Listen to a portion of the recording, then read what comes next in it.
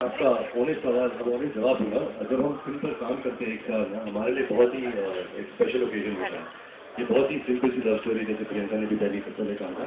लेकिन अभी थोड़ा अनफेयर होगा अगर मैं बोलूँगा ये फिल्म में ये है और ये आइटम है और ये आइटम है। फिल्म के प्रोमो तो आप लोग सबने देखा है, आप लोग को रिलीज डेट मालूम है।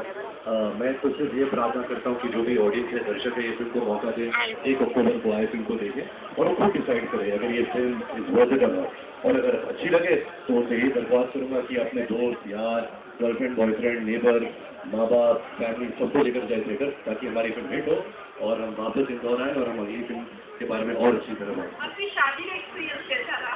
शादी का एक्सपीरियंस ऐसे शो में था सारे गाँव, वो थोड़ी नकली शादी थी ना, हाथ खाना पड़े था, लेकिन अपने आप को तसल्ली देने की कोशिश कर रहे हैं। लेकिन जैसे नकली शादी जैसे फिल्मों में रिहर्सल होता है, तो मेरी शादी का रिहर्सल था, तो मैं जान गया कि शादी ऐसे होती है। तो जब मेरी असली शादी होगी तो फिर मैं प्रोफेशनल हो जाऊंगा।